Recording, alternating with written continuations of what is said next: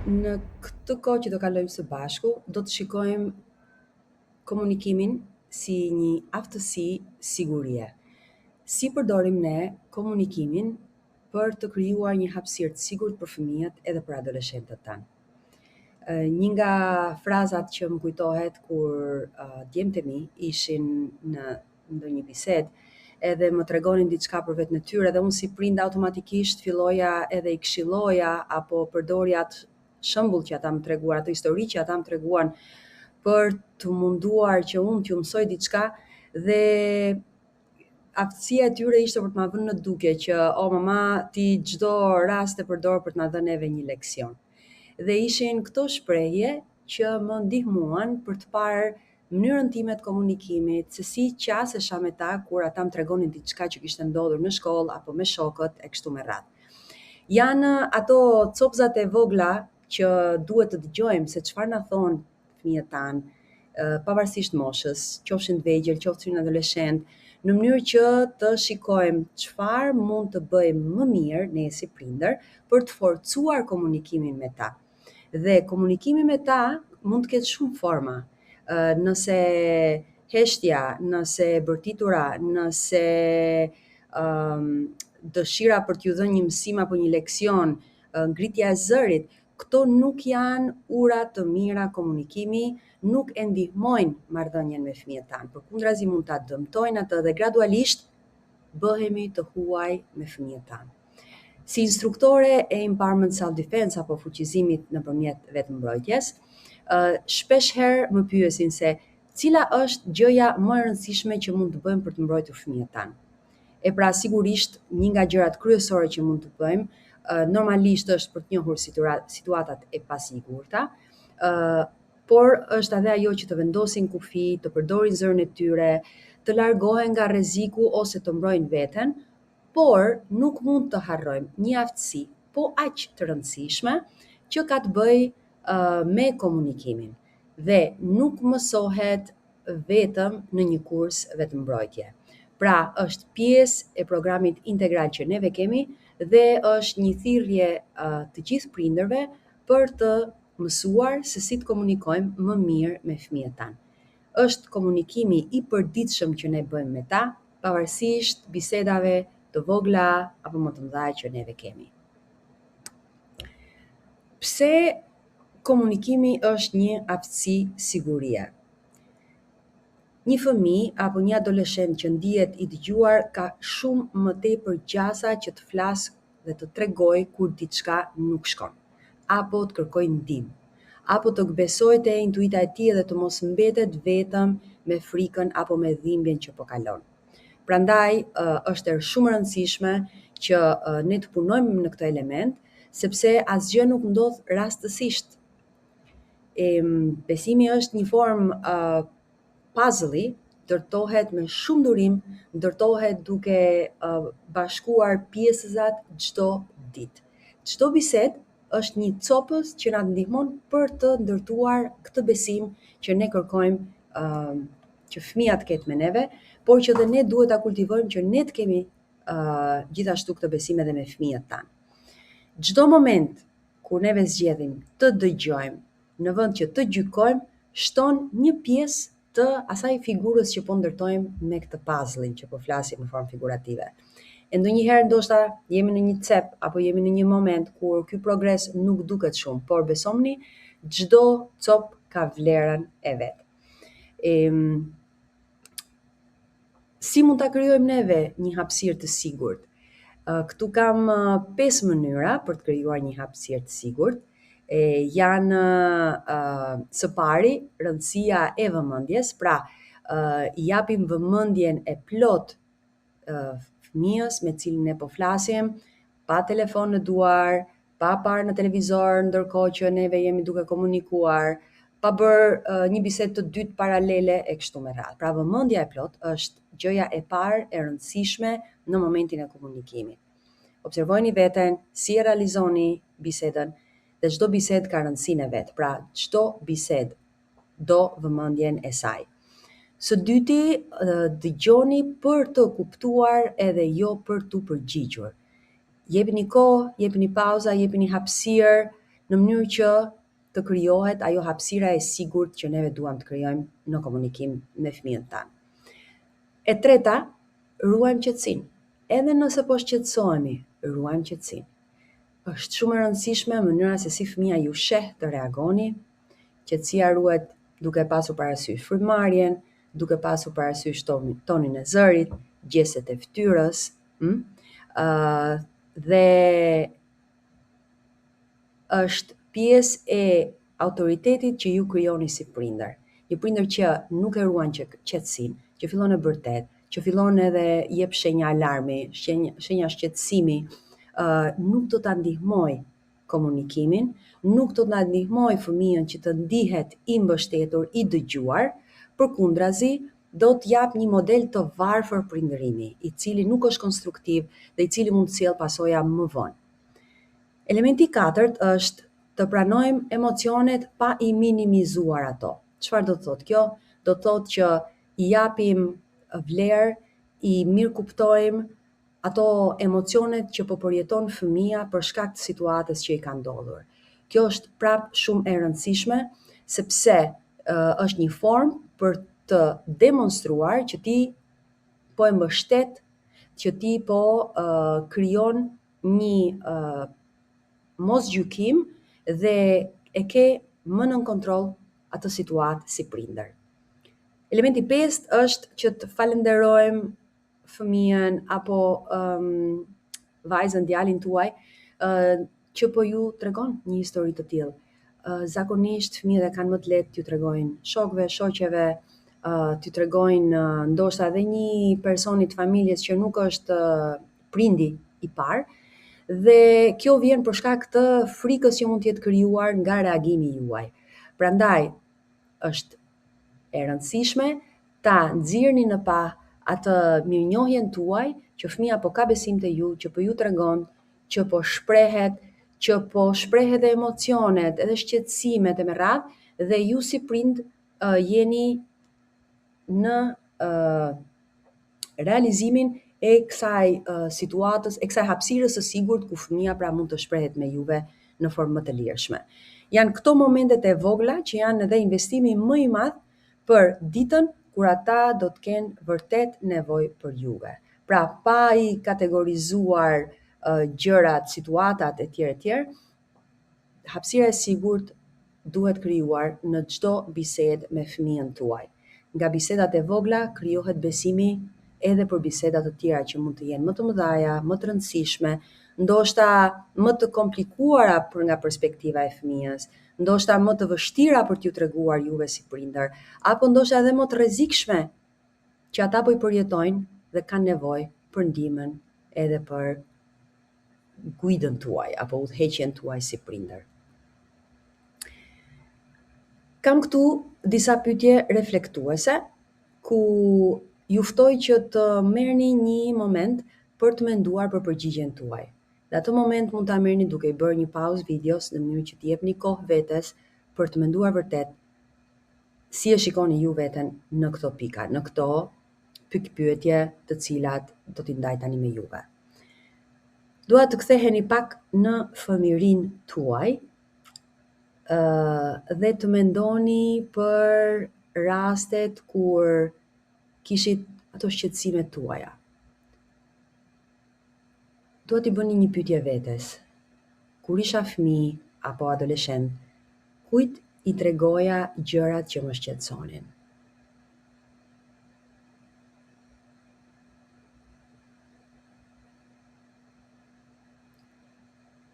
Keni parasysh që këto pyetje janë një ushtrim i vogël reflektimi. Pra, përgjigjuni lirshëm vetes tuaj, nuk janë pyetje për të gjykuar veten, nuk janë pyetur për të gjetur gabimet e prindrit tan, por për të kuptuar më mirë se si janë ndërtuar marrëdhëniet tona me komunikimin përgjatë fëmijërisë tonë, dhe se si këto na ndikojnë tek ajo që ne jemi sot.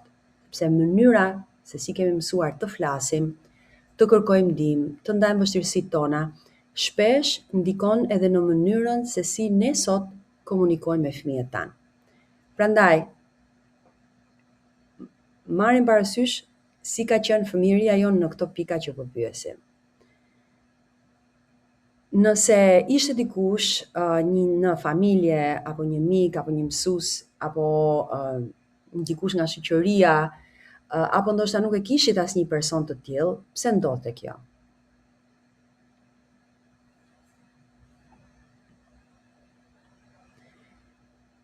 Pyetja e dytë, kur ndaja diçka të vështirë, si reagonin të rriturit përreth meje? A ndihesha e dëgjuar? A ndihesha i dëgjuar? A më besonin? A më jepnin hapësirë që të shpjegoja atë që po përjetoja? Apo ndihesha i gjykuar, i fajsuar apo i ndërprer? Merrni pak kohë për të menduar për këto pika.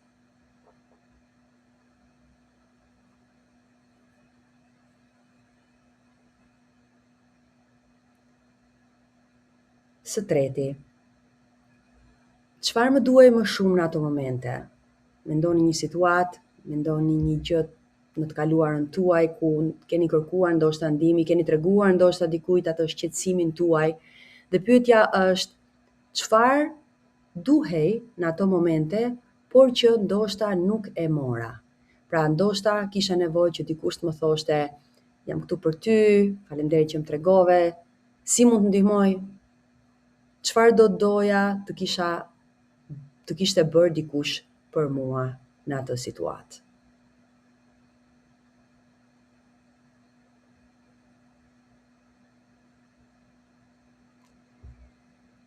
Pyetja tjetër për juve është, si reagoj unë sot kur fëmia ose një person i afërt më tregon diçka të vështirë? A jam duke dëgjuar për ta kuptuar, apo jam duke menduar menjëherë zgjidhjen, apo a jam duke krijuar një hapësirë ku personi pra ndihet i sigurt për të folur me mua? Cila është tendenca juaj? Cila është mënyra juaj e të dëgjuarit dhe të përgjigjurit kur dikush ju tregon një situatë të vështirë?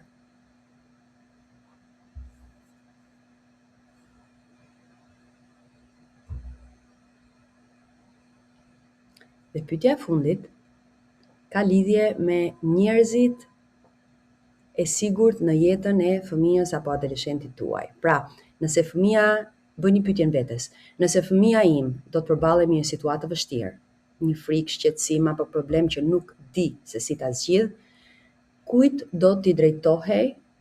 Kush janë njerëzit që ai apo ajo i beson? A i njoh unë këta persona edhe a jam unë njëri prej tyre?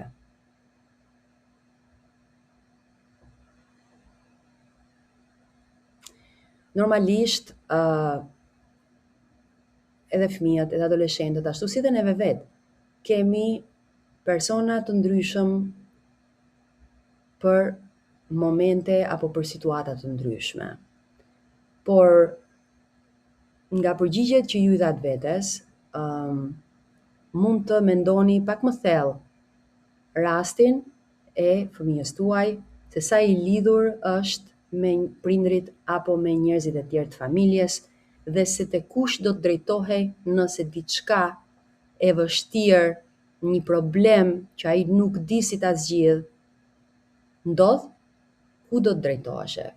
Këto pyetje nuk kanë për qëllim që na bëjë të ndihemi ne fajtor si prindër. Këto pyetje janë një ftesë për vëmendje, sepse bota, shoqëria ku rriten fëmijët tanë sot është ndryshe nga ajo që jemi rritur ne.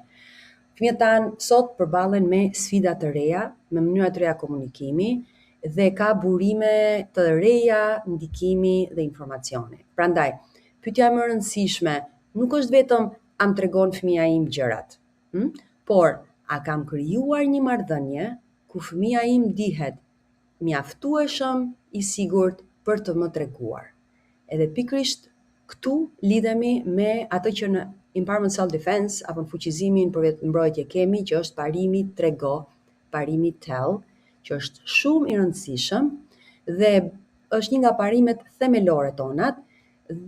Shpesh njerëzit mendojnë se të tregosh do thotë thjesht t'i thush diçka dikujt, t'i thush që ka ndodhur një gjë, t'ja shpjegosh atë histori, por në fakt është shumë më shumë se kaq. Të tregosh do të thotë të identifikosh njerëz dhe mjedise të sigurta ku ti mund të ndash historinë tënde pa frikë se do të gjykohesh, do të fajsohesh apo turpërohesh. Ku mund të marrësh mbështetje emocionale apo ndihmë praktike dhe kur është nevojshme edhe drejtësi. Pra, mendoni veten tuaj, kujt I tregoni juve ato gjërat delikate, ato shqetësimet tuaja, problemet tuaja dhe pse keni zgjedhur pikërisht ato person. Një situatë e ngjashme është edhe me fëmijët, edhe me adoleshentët tuaj. Edhe ata do të zgjedhin ata njerëz apo ato ambiente ku nuk ndihen të fajsuar, të gjykuar apo të turpruar sepse ju ka ndodhur diçka. Pra, është ky parim që nuk ka të bëjë vetëm me personin që flet, që në këtë rast jemi të fokusuar ke prindrit edhe fëmijët, por ka të bëjë edhe me personin që dëgjon. Pra, nëse ne nuk dim të dëgjojmë, fëmijët edhe të rinjt mund të zgjedhin të heshtin apo të na injorojnë edhe të mos na tregojnë fare, apo të na tregojnë ato që ne duam të dëgjojmë. Prandaj si prindër, apo edukator, apo profesionist, ne duhet mësojmë jo vetëm si të flasim, por duhet mësojmë edhe se si të dëgjojmë. Por si mund të jemi ne dëgjues të mirë? Një nga gurët e themelit për të qenë dëgjues të mirë është kultivimi I empatisë. Empatia është aftësia për të kuptuar, përjetuar edhe ndarë në nivel emocional dhe intelektual atë që një person tjetër po ndjen. Shpesh përshkruhet edhe se si të vendosesh veten tënde në vendin e dikujt tjetër, në mënyrë që të shikojmë botën apo atë gjën që po ndodh nga këndvështrimi I këtij personi. Realisht, koncepti empatisë mund të ndahet në 3 kategori kryesore që përfaqësojnë mënyra të ndryshme për të lidhur me të tjerët. E para është ajo që quajmë empati njohëse apo kognitive, nga perspektiva e tjetrit, pra këndvështrimi, mendimi, gjendja mendore e një personi tjetër, situata që përjetojnë ata në mënyrën e tyre. E dyta është empatia afektive apo emocionale, ka të bëjë pra me aftësinë për të ndarë dhe përjetuar emocionet e një personi tjetër, pra do thotë si lidhemi ne emocionalisht me atë që tjetri po përjeton dhe të ndjejmë një pjesë të emocioneve të tij, siç mund të jetë trishtimi, frika, gëzimi apo shqetësimi. Dhe së treti kemi atë që quajmë empatia somatike, e cila është përjetimi I një reagimi apo ndjesie fizike në trupin tonë. Kjo mund të jetë si përgjigje ndaj asaj që po kalon një person tjetër, për shembull mund të ndjejmë një shtrëngim stomak ose tension në trup ose një reagim fizik kur shohim dikë që lëndohet apo përjeton diçka të vështirë. Në marrëdhëniet tona, empatia na ndihmon që të kalojmë nga pyetja çfarë duhet të bëj tek pyetja më e rëndësishme që është çfarë po përjeton ky person edhe si mund të jem pranë tij apo saj.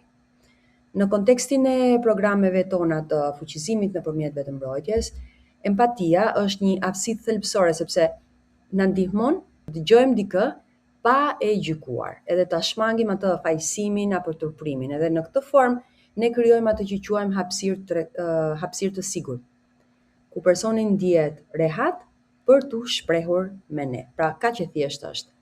Si mund të arrijmë këtë? Dëgjojmë pa ndërprerë, pa gjykuar dhe pa fajsuar personin me cilin po flasim. Krijojmë empati nga kurreshtja sinqert, nga pyetjet që ne mund të bëjmë, nga kujdesi dhe nga prania, pra atë vëmendja që ne tregojmë përgjatë bisedës. Dhe kur dikush ndihet I kuptuar, ai sistemi nervor qetësohet dhe fillon rikuperimi. Pra, për këto janë arsyet pse empatia është një aftësi sigurie e rëndësishme e cila mund dhe duhet të kultivohet nga secili prej nesh. Cilat janë disa këshilla që të na ndihmojnë për të dëgjuar me të vërtetë, do të thotë që të jemi të pranishëm dhe të dëgjojmë atë që po na thuhet. E para, të dëgjojmë. Do të thotë jo të mendojmë menjëherë se çfarë do themi në përgjigje, apo si t'i kundërvijemi, apo si t'i japim një leksion, apo si ta mësojmë për diçka, si t'i japim një këshill. Jo. E para, dëgjojmë me vëmendje teksa tjetra po flet dhe qëndrojmë të pranishëm. Pra, bazohemi për të kuptuar një herë dhe japim kohë personit për t'u shprehur. E dyta, kemi durim. Kemi durim pa nxituar që ta rregullojmë situatën, pa nxituar që ta këshillojmë personin e kështu me radhë. Së treti, dëgjojmë emocionet, mënyrën se si ndihet personi, edhe jo vetëm atë çka ndodhi në formë të akullt apo në formë të Së treti, dëgjojmë emocionet, pra mënyrën se si po ndihet personi për shkak të situatës, qoftë gjatë asaj që ka ndodhur, qoftë pas asaj që ka ndodhur, dhe jo vetëm faktet apo detajet e historisë në fjalë. Së katërti, pranojmë heshtjet edhe pauzat. Nuk ka asgjë të keqe për të dhënë kohë për pauzat. Nuk ka nevojë të nxitohemi edhe të mbushim kohën me fjalë, të mbushim kohën me leksione. Ndërprerja, ndonjëherë ajo heshtja është pjesë e procesit. Pika e fundit është që të kemi vëmendjen e plot aty, pra të jemi me vetëdije apo mindful, dhe mindful jo vetëm në atë që po na thot personi, po edhe mindful te si po reagojmë neve, si është gjuha e trupit. A jam duke dëgjuar me vëmendje? A jam duke e gjykuar apo e bërë personin të ndihet keq për atë që ka ndodhur apo për faktin që po më tregon? Vini re, apo interpretoni edhe shkoni direkt që të nxjini përfundime, apo jeni duke kushtuar vëmendje se çfarë po thuhet dhe duke dhënë mbështetje. Pra, këto janë elemente që janë të rëndësishme që ne të dëgjojmë me të vërtet personin me të cilin po flasim. Si shprehemi pasi kemi dëgjuar atë çka na u tha? Në ESD ne përdorim një formulë shumë të thjeshtë, por që është shumë e fuqishme. Kur dikush po ju tregon për një situatë të vështirë, veçanërisht për shembull një përvojë dhune apo ngacmimi apo abuzimi, nuk ka nevojë për fjalë perfekte. Ka nevojë për një reagim që krijon siguri edhe mbështetje. Ne kemi 3 hapa për këtë formulë të komunikimit që e quajmë.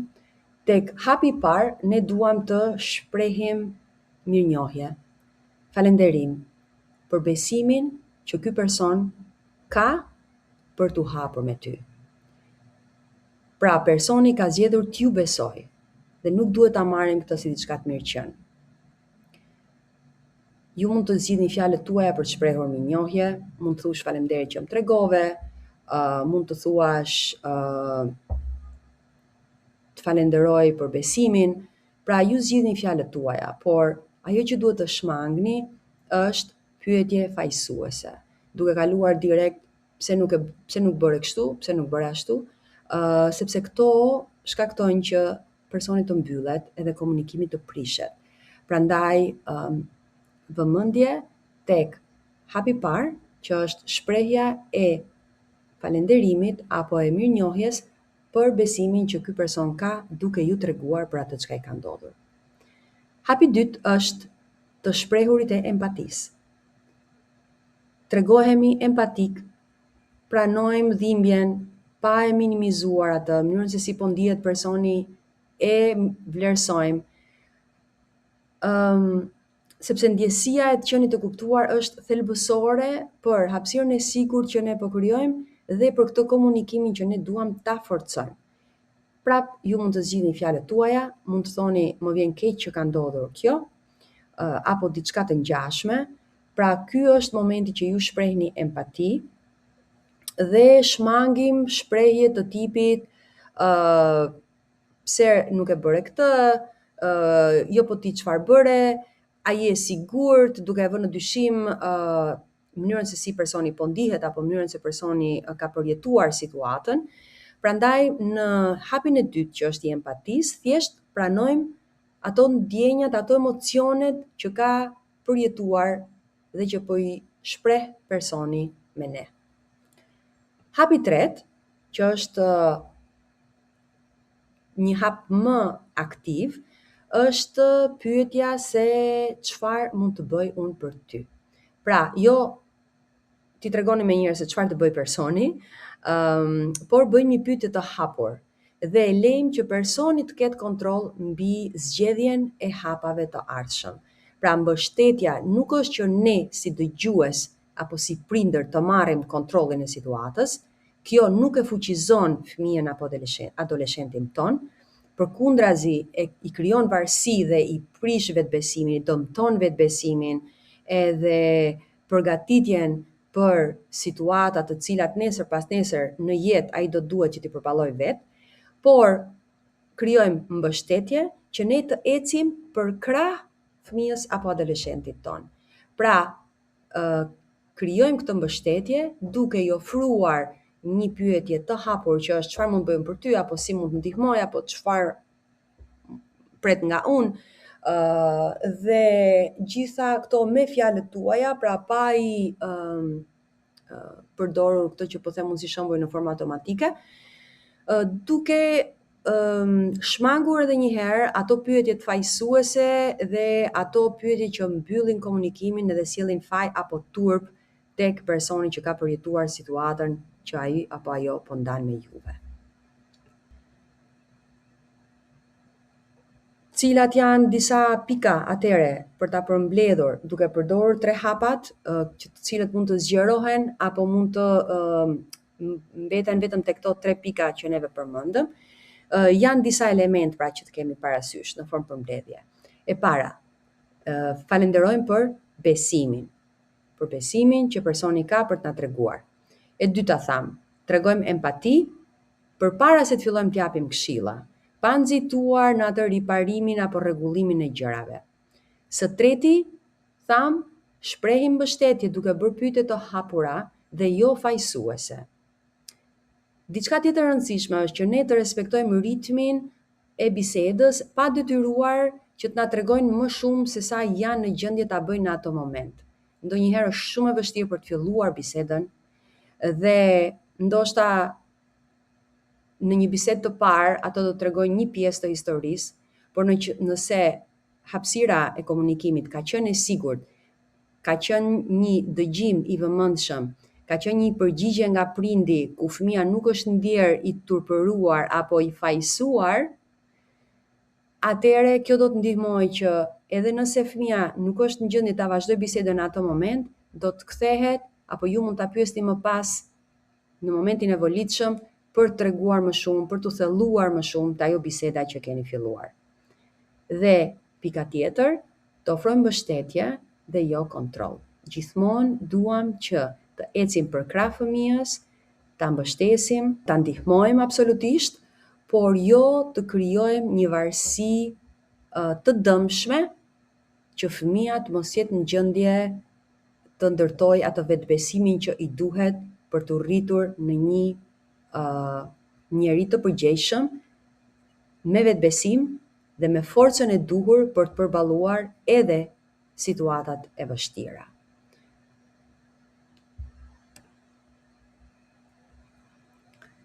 Përpara se ta mbyllim këtë bisedë në lidhje me komunikimin edhe sidomos me të dëgjuarit, që është po aq i rëndësishëm sa edhe të shprehurit, dua që të ndaj ca mendime të fundit. Këto janë disa këshilla të vlefshme jo vetëm për marrëdhëniet tona me fëmijët, mund të na ndihmojnë që të krijojmë një lidhje të fortë edhe me më shumë besim, edhe me personat e tjerë të afërm që neve kemi, qoftë familjes, qoftë të shoqërisë, dhe bëhet fjalë pra për të krijuar një rreth mbështetës, sepse kjo është e rëndësishme që të përçohet edhe tek fëmijët tanë. Dhe mënyra se si ne ndërtojmë marrëdhëniet tona me shoqërinë, me familjen dhe se si komentojmë ato në familje, direkt apo indirekt krijon një shembull që mund të jetë model apo mund të jetë i dëmshëm për fëmijët tanë. Prandaj të gjitha rregullat që neve po flasim dhe këshillat që ne po japim për komunikimin me fëmijët janë po të vlefshme edhe për komunikimin ton me njerëzit e tjerë që kemi përreth, qoftë në punë, qoftë në familje, qoftë në shoqëri.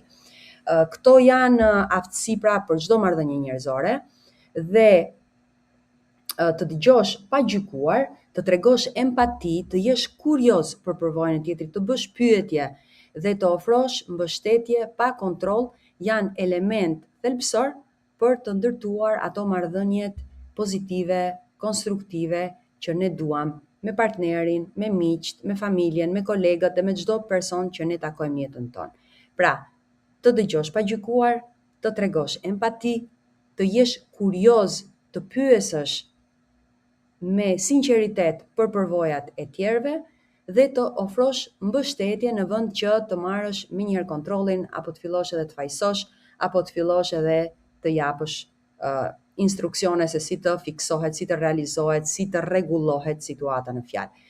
Këto janë pra mënyra që ne na ndihmojnë për të krijuar marrëdhënie të shëndetshme dhe të sigurta.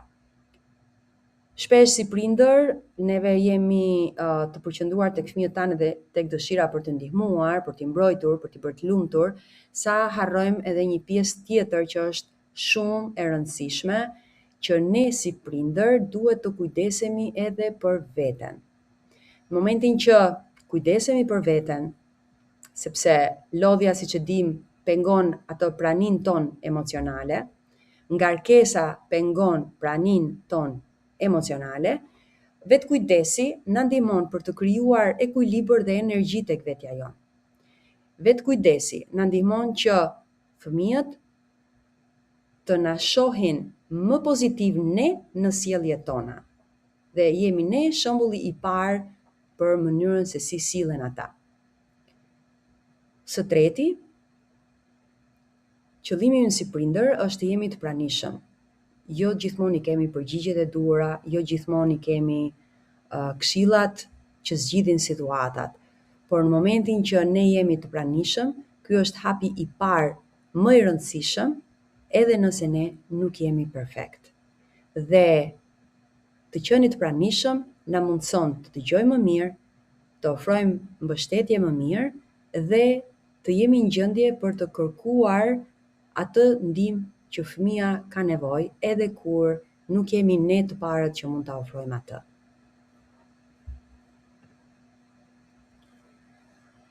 Pra, komunikimi është fuqi, komunikimi është mbrojtje, besim, rikuperim edhe fuqizim. Familja duhet të jetë vendi ku fëmijët nuk kanë frikë të flasin, ku gabimet nuk sjellin turp, edhe ku emocionet pranohen dhe empatia mbizotron mbi gjykimi. Unë dua t'ju falenderoj shumë që më kushtuat kohën tuaj, edhe që ishit pjesë e kësaj bisede.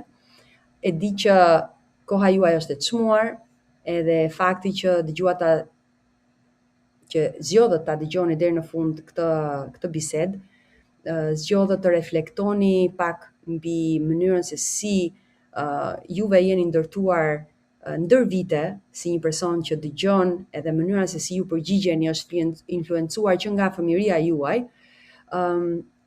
Shpresoj të t'ju ketë ndihmuar sadopak dhe që ta vazhdoni atë reflektim, të vazhdoni të observoni veten se si juve dëgjoni edhe i përgjigjeni fëmijës tuaj, qoftë edhe në ato bisedat e vogla, po në ato të përditshmet që mund t'ju tregojnë kur kthehen nga shkolla apo kur kthehen nga një vizitë familjare, se është shumë e rëndësishme për të parë, për të kuptuar mënyrën se si mund të krijoni marrëdhënie më të sigurta, më me vlerë me fëmijët tuaj.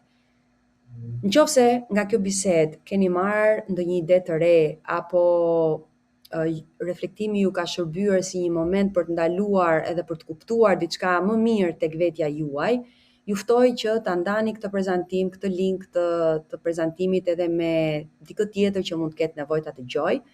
Mbani mend edhe diçka që ndryshimet e mëdha fillojnë me hapa të vegjël. Prandaj, një bisedë, një dëgjim i vërtet, një moment më shumë mirëkuptimi, të gjitha kanë vlerë për të ndërtuar komunikimin e shëndetshëm me njerëzit që keni përreth, duke filluar që nga fëmijët tanë. Prandaj, ju përsëris, kujdesuni dhe për veten, kujdesuni për marrëdhëniet tuaja dhe vazhdoni të ndërtoni hapësira ku njerëzit ndihen të sigurt për të qenë vetvetja. Nëse keni pyetje, nëse dëshironi të punoni më thellë mbi komunikimin, sigurinë personale apo fuqizimin nëpërmjet vetmbrojtjes, marrëdhëniet më të shëndetshme, mund të më kontaktoni Mos harroni, na ndiqni në këtë kanal, qëndroni me ne për bisedat e ardhshme. Më shkruani nëse keni pyetje apo tema që do doni t'i diskutonim. Faleminderit shumë që ishit këtu edhe mirupafshim deri në episodin tjetër. Faleminderit.